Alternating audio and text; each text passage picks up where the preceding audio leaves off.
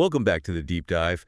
We are heading into the water today. We are. But I want you to picture the water not as, a vacation spot or a place to cool off, but as a battlefield. Right. And I don't mean battleships and submarines hunting each other in the deep Atlantic. I mean a war happening on a molecular level, right underneath the surface of Boston Harbor. And it's invisible. It is invisible, it is deadly, and it is happening right now in the source material we're covering. It's a dirty war. Right. Literally. And the weapon of choice here isn't a torpedo or a Tomahawk missile. It's a gas chromatograph. And a mass spectrometer. Exactly. We are diving deep into Zodiac, the novel by Neal Stephenson. And look, usually when people hear the term eco-thriller, they kind of brace themselves for a lecture. Oh, yeah. They expect a sermon on recycling or saving the whales, or why they should feel bad about using plastic straws. But looking through this material, that is absolutely not the vibe here, is it? Not even close. I mean, if you go into Zodiac expecting a polite treatise on environmentalism, you are going to get whiplash. Total whiplash. This is a hard-boiled detective story. It's gritty, it's industrial, and it's surprisingly technical. The protagonist isn't holding a protest sign and singing folk songs. No, he's doing something very different. He's breaking and entering industrial facilities to steal toxic sludge. He's more likely to punch a corporate PR rep than hug a tree. Let's talk about that protagonist, Sangamon Taylor. The source material hits us immediately with this incredible description. The granola James Bond. It's so good. It is. It's such a specific clashing image. You have the granola, the crunchy hippie save the earth vibe, and you're smashing it into the tuxedo-wearing secret agent. What does that actually mean in practice for our hero? Well, it captures the central tension of his life perfectly. Right. On one side, you have the granola. He works for GRE, the group of environmental extremists. Right. He cares about the planet. He hates pollution. And he's deeply embedded in the counterculture of Boston. Okay, so that's the granola part. But James Bond implies swagger, gadgets, and high-stakes espionage. And ST, that's what he goes by. He lives right in that intersection. He's saving the world, but he's doing it with a level of technical sophistication and adrenaline that you usually see in spy novels. But there's a catch, Right. A massive difference. James Bond has an expense account. A huge one. He has the Queen's credit card and an endless supply of Aston Martins. ST does not have that. Not at all. And he actually hates the granola label. He thinks it's dismissive. He prefers Toxic Spider-Man. Toxic Spider-Man, I love that. Why? His reasoning is hilarious, but it's really telling. He says Spider-Man is a better comparison because Spider-Man is broke. Always broke. He's a social outcast, and his personal life is a complete mess. And that's ST to a T. He's living in a house in Boston that's practically falling apart, struggling to pay rent, riding a beat-up bicycle through the rain. So he's a Peter Parker of the environmental movement. He really is. He has the superpowers, in his case, chemistry and engineering, but he's still digging for change in the sofa cushions to buy a burrito. So the mission of this deep dive is to unpack that toxic Spider-Man life. We're going to look at how he weaponizes chemistry to fight corporations, the insane heists he pulls off to stop pollution. And one of them involves toilet parts. It does. And specifically, the science behind the toxins he's hunting. Because this book seems to argue that you can't fight pollution if you don't understand the molecule. Exactly. It's toxic detective work. We're going to cover a heist involving salad bowls, a mystery involving Satanists on an island made of garbage. And a very, very scary reality about lobsters. Yeah. Let's start with his worldview. ST is a chemist. He sees the world through the lens of atoms. Completely. So when he looks at a glass of water or a cloud of smoke, he doesn't just see the object, he sees the chemical composition. Right. He sees the structures. And he has a very specific philosophy called Sangamon's principle. Walk me through this because it sounds like a diet plan, but it's actually about survival in a toxic world. It is about survival. And Sangamon's principle is his rule for what he puts into his body, and it's based entirely on molecular complexity. The rule is simple. The simpler the molecule, the better the drug. The simpler is better. He is deeply suspicious of complex structures. So he has a ranking system. What's at the top? What is the holy grail of molecules for him? Number one is oxygen. O2. O2. Just 2 atoms. You can't get much simpler than that. It keeps you alive. And as you know, it's if you breathe pure oxygen, it gives you a bit of a buzz. It's clean. It burns nice and hot. It's the fuel of life. Okay, so oxygen is the gold standard. Makes sense. What's number 2? Nitrous oxide. N2O. 3 atoms. Laughing gas. Right, laughing gas. ST loves nitrous. In his mind, because it's a tiny, simple molecule, it slips in, does its job, gets you high, and slips out. Clean in, clean out. Exactly. It doesn't have these long, complex hooks that can get tangled up in your biology and cause long-term damage. It's what he considers a clean vice. Okay, so oxygen, nitrous, and third. Ethanol, alcohol, Yeah. C2H6O. How many atoms is that? That's 9 atoms. And for ST, 9 atoms is pushing the limit. That's the borderline of what is safe. Once you get larger than ethanol complex pharmaceuticals, designer drugs, artificial preservatives, fancy painkillers, he views them as inherently dangerous. Why? What's the logic? He has this great line, atoms are like people. Get lots of them together, never know what they'll do. Complexity equals chaos. Exactly. In his view, a complex molecule is like a mob. It's unpredictable. A simple molecule is like a duo or a trio. You can keep an eye on them. Which is pretty ironic because the scene describing his morning routine is absolute chaos. Oh, it is. It's not exactly a health nuts yoga morning with green juice. Not at all. It's the opposite. The book opens with him waking up to the smell of Basco cinders. Well, Basco cinders, burnt bacon. His roommate is burning bacon in the kitchen, and ST immediately analyzes the smoke as gas phase polycyclic aromatics carcinogens. Of course he does. So he's lying in bed, smelling cancer in the air, and to cope, what does he do? He reaches under the bed, grabs a hefty bag full of nitrous oxide, and takes a hit before his feet even touch the floor. While watching heavy metal videos. While watching heavy metal videos. It perfectly sets the tone. He's hyper-aware of the toxicity of the world. He knows exactly what chemicals are in that burnt bacon.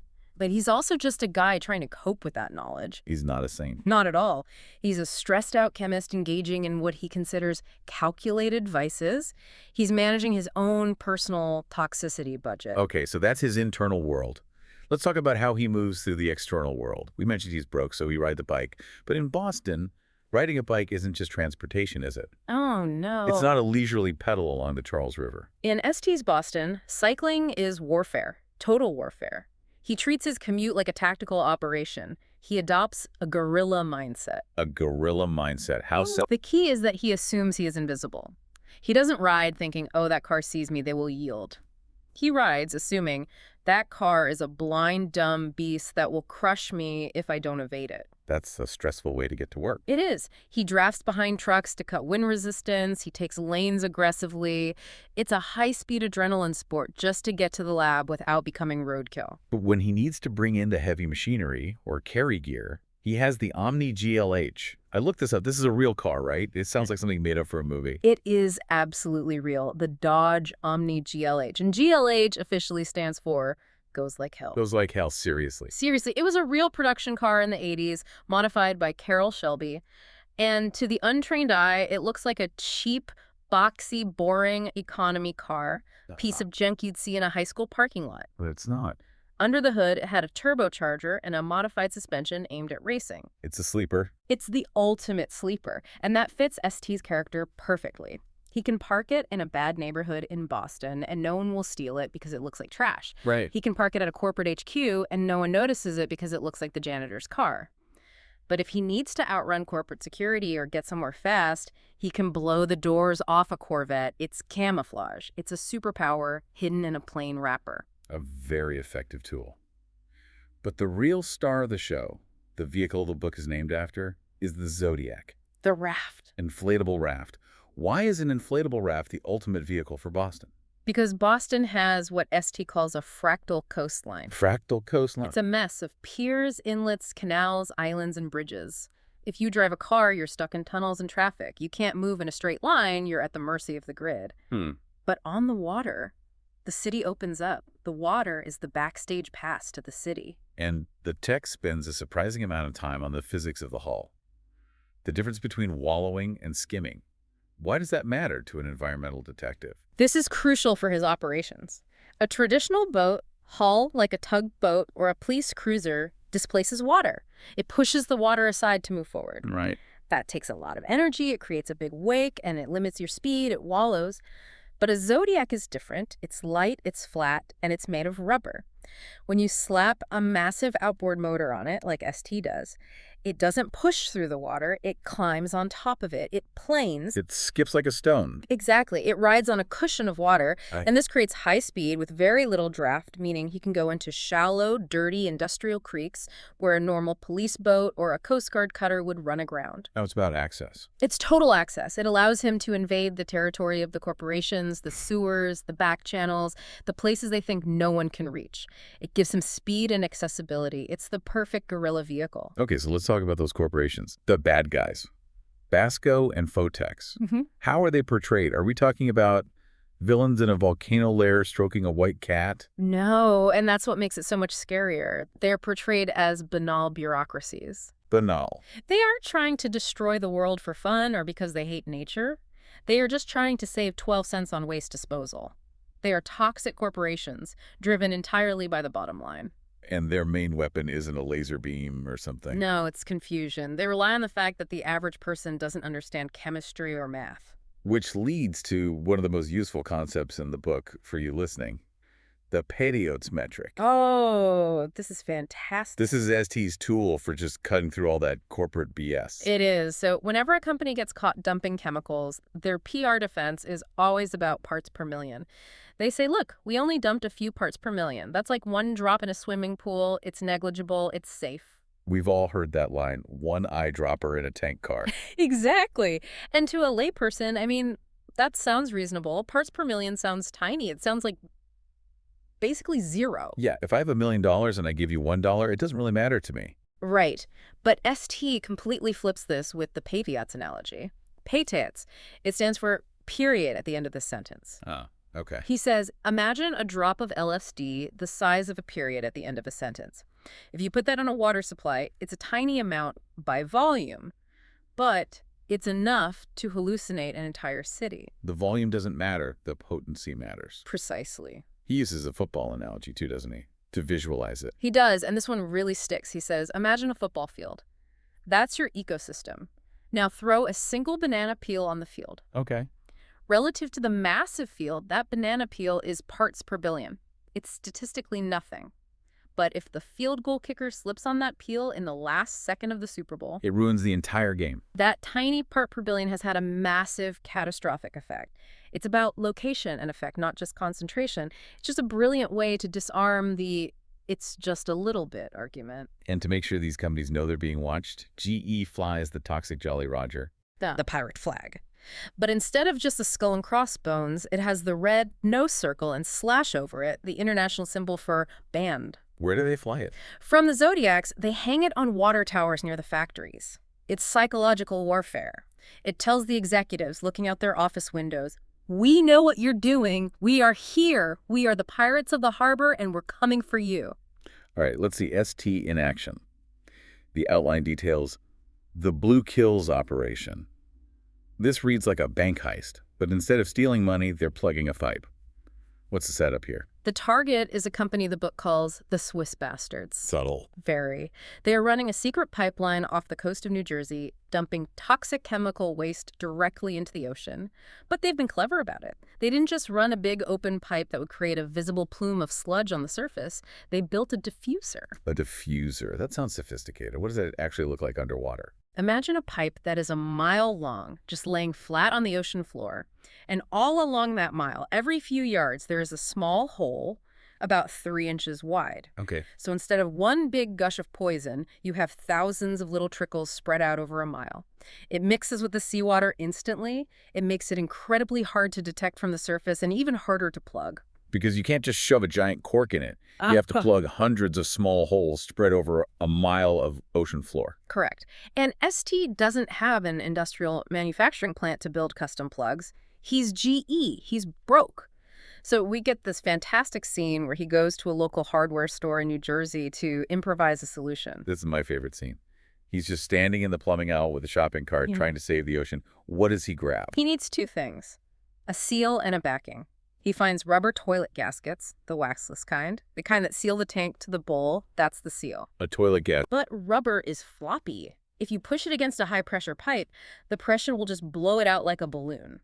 He needs something rigid to hold it flat against the pipe. So what does he find for that? He wanders into the housewares aisle and finds cheap Plastic salad bowls. Salad bowls, you're kidding. Salad bowls. They are the perfect diameter.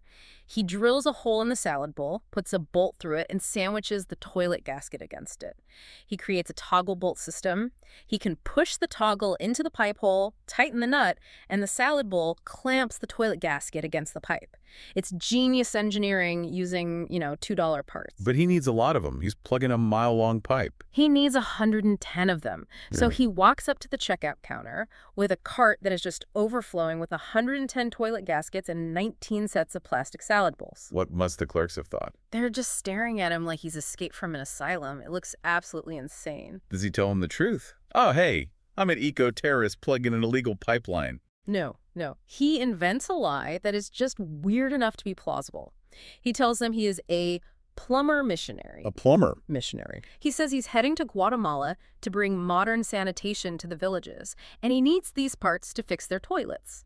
And the clerks are so confused by the very concept of a plumber missionary that they just scan the items and let him go. It's social engineering. Totally. He uses people's desire to avoid awkward conversations against them. It's brilliant. So they have the plugs. Now comes the execution. They have a mothership, the Blowfish, and the Zodiacs. What's the physical reality of this operation? It can't be easy. It's brutal. This isn't a video game. They have divers going down into the murky, cold Atlantic water. They have to swim along this mile-long pipe, finding these small holes by feel in the dark, inserting the salad bowl plug, and cranking it tight with a wrench. And they're on a clock. A serious clock. It's exhausting, dangerous work. And they have to do it fast before the company realizes the pressure in the pipe is backing up and sends security down on them. And while the divers are doing the dirty work underwater, ST is on the beach running a media circus. Because plugging the pipe isn't enough, right? You have to embarrass them. Publicity is the real weapon. That's the whole point. If you just plug the pipe, they'll unplug it. You have to destroy their reputation. So ST sets up a child's wading pool on the beach. A little plastic kiddie pool. Exactly. He runs a hose from the pool out into the ocean and dives down to connect it to one of the diffuser holes. Then he hooks up a pump. So as the TV news crews arrive, he turns on the pump. And the pool fills up with the toxic waste. Right there on the nice white sand, it's black, oily, foul-smelling sludge. It is the most brilliant visual aid. You can talk about parts per million all day in a courtroom, but when there is a kiddie pool full of black ooze on the public beach, the debate is over. The image wins. And this forces the corporate PR guy, the Flack, to come down and do damage control. And ST traps him in a logic puzzle that is just, it's delightful. The dialogue is so sharp. The Flack is screaming, "Stop plugging the pipe.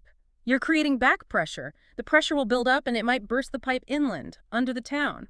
Which sounds bad. It does. But ST looks at him calmly and says, "Wait, you said this stuff was harmless? If it's harmless, why are you worried about it bursting under the town?" Checkmate. There's no way out of that. The Flack has nowhere to go. If he admits it's dangerous to the town, he admits they are dumping poison. If he insists it's safe, he has no reason to stop ST from plugging the pipe. And then ST really twists the knife. He does. He dips a glass tumbler into the black sludge in the pool and offers it to the Flack. "Here, have a drink. If it's safe, prove it." And obviously the guy won't drink it. He can't. He recoils in horror. And that image, the corporate suit refusing to drink his own safe effluent, plays great on the evening news. It just destroys the company's credibility in 10 seconds flat. The operation ends with ST getting arrested, which on the surface seems like a failure, but you say it's actually a legal judo move? It's his favorite trick. It's a key part of the GE strategy. He gets arrested for sabotaging a hazardous waste pipeline. Okay. The key words there are hazardous waste. To prosecute him, the company has to go into a court of law and file paperwork stating that the pipeline contains hazardous waste. They have to admit it. They have to legally admit to their crime in order to punish him for stopping it. It forces transparency. He forces them to confess on the public record. That is a win, a very clever win. But the book takes a darker, weirder turn when we get back to Boston. We go to Spectacle Island. Yeah. Now, for people who don't know Boston geography, especially Boston in the 80s, what is Spectacle Island? In the context of the book, Spectacle Island is a monument to waste. It's not a geological formation. It was a dumping ground. For decades, a family called the Gallaghers had the contract to tow trash out of Boston, and they just piled it up there until it formed an island. It's a literal mountain of trash. The description of the atmosphere there is visceral. ST describes the ground as blood warm. That phrase just stuck with me. That detail is terrifying, isn't it? The ground is warm because the trash underneath is decomposing. It's rotting. The chemical and biological reactions deep inside the mound are generating heat and methane gas. So it's alive. It's a living, breathing heap of garbage. There are vents where methane seeps out. ST talks about vandals going out there and sticking sparklers into the vents to light them, creating these permanent yellow flares sticking out of the ground. It's a hellscape. It's apocalyptic. And in this hellscape, ST finds something that looks like it's straight out of a horror movie set. A rusted barge and satanic graffiti. He finds an abandoned barge rammed into the shore, and it's covered in red spray paint. Pentagrams, 666, the whole heavy metal aesthetic. The graffiti says things like Satan is coming and the Antichrist is in. But with a specific detail, the growlats? The heavy metal umlaut. They put the 2 dots over the eyes of the goat in the pentagram. It makes ST chuckle. He assumes it's just kids. The Poison Boysen fans. That's a fictional band in the book. So he's not taking it seriously. No, he thinks it's just teenage stoners using the island as a clubhouse to party and listen to loud music. But then he smells something. It's always about the chemistry with him. Always. He smells chemicals, ether, solvents. And because he sees the Poison Boysen graffiti and the weird behavior, he creates a theory. He thinks these kids are cooking PCP angel dust. Yeah. He thinks the satanic stuff is just posturing to scare people away from their drug lab. And he starts getting threats that seem to confirm this. Backward masked messages on his answering machine. You know that whole 80s panic about hidden satanic messages and records? Sure. He gets calls that sound like gibberish, but when played backward, they growl, "Satan is coming." So he thinks he's dealing with drug dealers. Dangerous but straightforward criminals. Exactly. He thinks it's low-level street crime. He dismisses the Satan stuff as theatrics, and that dismissal is his biggest mistake because he's misinterpreting the acronym. He thinks PCP. He should be thinking PCB. And this brings us to the core mystery of the book, Project Lobster. ST isn't just fighting the heavy metal fans. He's trying to map the pollution in the harbor. Why lobsters? Why not just test the water? This is a brilliant piece of citizen science. If you want to know if there's poison in the water, you can dip a jar in and test it. But the ocean is huge, the tides move, the poison dilutes, you might miss it completely. Right. But lobsters are bottom feeders. They crawl around the mud, eating dead fish and detritus. And their bodies, specifically their livers or hepatopancreas, act like filters. They are living sponges for toxins. That's a perfect way to put it. They bioconcentrate toxins. If there is a tiny trace of poison in the mud, the lobster eats it, and it gets stored in the liver. Over years, that liver becomes a concentrated record of everything bad in that part of the harbor. So you could use them to map the pollution. Right. ST catches lobsters from different zones to create a toxicity map. It's like taking a biopsy of the harbor floor. And he finds one lobster that sets off every single alarm bell. He opens a lobster, and the liver is necrotic. It's dead. Instead of being green and firm, it's turned into a black fluid. And the smell hits him and his colleague Tanya instantly. It smells like melted butter and oil. And that smell means one thing to a chemist. PCBs, polychlorinated biphenyls. That's it. We need to stop here and really explain this because the book emphasizes that you have to understand the molecule to understand the danger. ST uses a six-pack analogy. He does. This is the ELI5 version of organic chemistry. Imagine a carbon ring, the basic building block of life, as a six-pack of beer. That's a benzene ring. It's stable. Okay. Now imagine you take 2 six-packs and tie them together with one of those plastic rings. That's a biphenyl. 2 phenol rings joined together. Okay, 2 six-packs. Sounds like a party. It is a party until the police show up, and the police are the chlorine atoms. In a PCB, you attach chlorine atoms to those rings. And ST describes chlorine as the soldier with the machine gun. It's highly reactive, it's aggressive, it wants to bond with things. But wait, I have to ask. There is chlorine in table salt, sodium chloride. We eat that every day. Yeah. Why is the chlorine in salt safe, but the chlorine in PCBs is a killer? This is maybe the most important distinction in the entire book. It's the difference between an ionic bond and a covalent bond. Okay. In table salt sodium chloride, the chlorine is an ion. It has stolen an electron from the sodium. It's satisfied. It's stable. ST compares it to a soldier who has already fired his gun and is just standing there. Mission accomplished. Oh, it's inert. It dissolves in water. Your kidneys can easily filter it out. You pee it out. No problem. Okay, so salt chlorine, happy retired soldier. What about PCB chlorine? In a PCB, the chlorine is covalently bonded to the carbon. It's sharing electrons. It's stuck there. It does not dissolve in water. It dissolves in fat. It is lipophilic. So it loves fat. It loves fat. Okay. And because it's not an ion, your body's filters, your kidneys can't grab it. It slips right through the cell walls. It's a wolf in sheep's clothing. It's an assassin. And once it's inside your cells, that soldier starts shooting. The chlorine distorts the shape of the molecule and it starts interacting with your DNA. It mimics hormones, it triggers chaos in the genetic code. Yeah, it causes Cancer, immune system failure, and chloracne, a horrible, disfiguring skin condition. And because it loves fat, it never leaves. It just builds up. It bioaccumulates in your body forever. So when Tanya, the biochemist, smells that melted butter smell on the lobster, she knows she is looking at pure, concentrated death. She panics. She completely panics. She realizes she has been handling a lobster that is basically a chemical weapon. She runs to the sink and scrubs her hands raw with harsh soap. It's a moment of pure horror for her. Because it's not just pollution anymore. No, this is a substance that can rewrite your DNA, and she's holding it in her bare hands. And the concentration implies something terrifying. This isn't just old runoff from a factory 20 years ago. No way. A lobster liver this necrotic, this saturated, implies they are swimming in it. It suggests a massive recent dump of pure industrial PCBs. Someone isn't just leaking. Someone is pouring barrels of the stuff into the harbor right now. ST tries to analyze the samples at a university lab to confirm, but he finds graffiti there too. Satan says, "Stay the fluck out."